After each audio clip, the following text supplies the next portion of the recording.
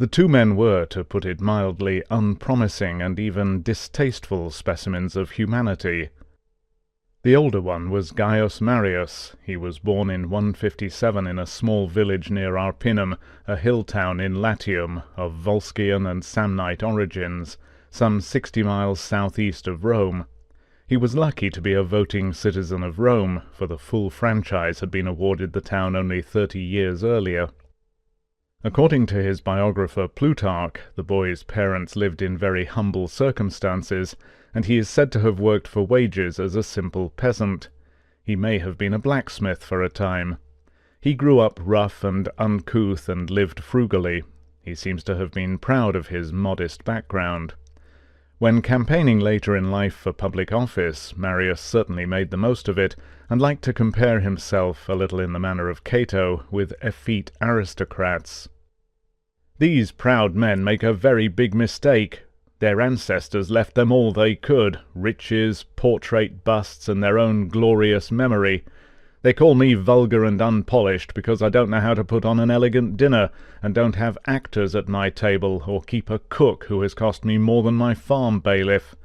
All this, fellow citizens, I am proud to admit, for I was taught by my father and other men of blameless life, that while elegant graces befit woman, a man's duty is to labour." The teenage Marius chose the only escape route from provincial isolation that was open to him, the army. His exceptional ability soon allowed him to shine. It is possible, too, that despite his poverty, his social status was higher than he cared to admit, and that he came from an equestrian family that had fallen on hard times. If so, that would have helped speed promotion. He had a fierce temper. Plutarch once saw a statue of him at Ravenna and wrote, "It very well expresses the harshness and bitterness of character that are attributed to him." Military life suited him. He refused to study Greek literature and never spoke Greek. He could not see the point of having anything to do with the culture of a subject people. Some critics regarded him as a hypocrite who would say anything to get his way, and was not above employing blackmail. To their annoyance, Iago-like, he actually won a reputation for honest dealing. What nobody could deny was Marius's combination of fortitude and realism. Later in life he suffered from varicose veins in both legs. Disliking their ugly appearance, he decided to undergo surgery to remove them.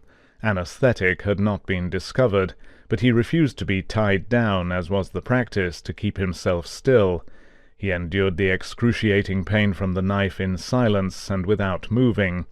But when the surgeon proceeded to the other leg, Marius stopped him, saying, "I can see that the cure is not worth the pain."